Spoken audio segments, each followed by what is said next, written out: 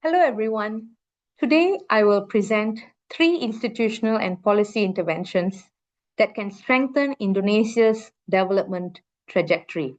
I'll focus on building inclusive political institutions, prioritizing human capital and public goods, and selective liberalization with smart industrial policy.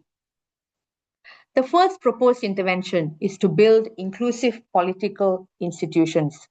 A central argument from Acemoglu, Johnson, and Robinson is that development, which is long lasting and long term, depends heavily on institutions, where inclusive institutions encourage investment, innovation, and participation, whereas extractive institutions limit power to a select group, distort incentives, and slow development. Indonesia has made big democratic gains since 1998, when authoritarian rule under President Suharto ended. However, we still see local elite capture, uneven accountability due to decentralization, patronage driven policymaking which favors the elites, and regulatory fragmentation across ministries. These issues translate into lower quality public spending, unpredictable regulations, and weaker development outcomes. So, how do we build inclusive institutions in Indonesia? First, by strengthening electoral integrity through transparent financing, stricter vote buying, and enforcement. Second, by reducing elite capture, empowering civil society, expanding participatory budgeting, and strengthening village accountability. There are 75,000 villages in Indonesia which play a big part in public service delivery. And we could also improve checks and balances through judicial independence, through stronger anti corruption oversight, and finally, by expanding citizen participation through structured consultations with the micro, small, and medium enterprises, indigenous communities, and women's groups. The expected gains out of building inclusive institutions are having better quality public expenditure, reduced leakage of public funds, more predictable policymaking, which would definitely increase investor confidence, reduced inter-regional inequality. As you know, there are 17,000 over islands in Indonesia with varied levels of development and equality, and this would definitely help reduce that. And finally, encourage greater innovation by lowering entry barriers, by not restricting access to only a select group. The second intervention I'd like to propose for Indonesia's development is to prioritize human capital and public goods. The basic foundation of this intervention is from the Washington Consensus, which emphasizes reordering public expenditure toward productive sectors like health, education, and infrastructure.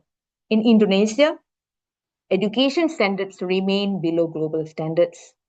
Healthcare outcomes lag behind neighboring countries, and infrastructure gaps still hinder inter island connectivity. So, how do we achieve this?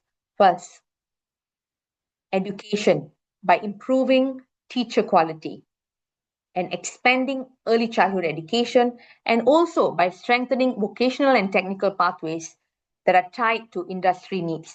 And this could be industry needs, industry which are already strong in Indonesia, such as EVs, batteries, and agri technology. In the health sector, expand maternal and child health programs, particularly in low HDI regions, strengthen financing facilities through strengthening of the National Social Security Agency. And for infrastructure, continue investments in connectivity beyond Java Island, which is the most developed part of Indonesia. And this covers not only physical connectivity, but also digital connectivity by providing universal broadband for remote islands. The expected gains from prioritizing human capital and public goods are, firstly, more equitable opportunities for Indonesia's young population, higher labor productivity and competitiveness, a greater regional and sub-regional balance, and this would definitely lead to political and social stability. And finally, building a strong foundation for adoption of technology and industrial upgrading in the future. The final intervention I would propose is selective liberalization and industrial policy. This intervention is also based on the Washington Consensus, which promotes trade liberalization and openness. However, I am applying a cautious approach to the liberalization, noting that the Washington Consensus is not a one size fits all formula. Indonesia aims to escape the middle income trap by growing manufacturing and innovation capacity. However, premature liberalization can damage and possibly kill domestic industries before they are ready to openly compete. Therefore, a pragmatic and gradual approach is required. For selective liberalization, the country may apply strategic tariff reductions by reducing tariffs for goods which would help domestic industries compete, or applying tariffs on goods where the cheaper imported inputs would help local manufacturers grow. For example, the lower tariffs could be placed upon imported machine parts, which could support domestic electronics manufacturing. For industrial policy, we could adopt policies to support cluster-based development, such as EV batteries, petrochemicals, and agro-processing. We could also provide incentives for research and development. This would encourage partnerships between universities and industry, and this would definitely encourage innovation and ultimately support Indonesia's economic development. The gains from this, we can see a shift from commodity dependence to value-added manufacturing. We would see deeper participation of Indonesian industries in global supply chains. We could see job creation in high productivity sectors. This will also ultimately lift the living standards of the people and have a more diversified and resilient export for Indonesia. So that is my three proposed interventions for Indonesia's development. I'd just like to conclude by saying that to strengthen development performance, Indonesia must continue to improve its institutional foundations while upgrading human capital and industrial capability. Combining Acemoglu, Johnson, and Robinson's institutional insights with the pragmatic elements of the Washington Consensus provides us with a balanced roadmap to achieve this.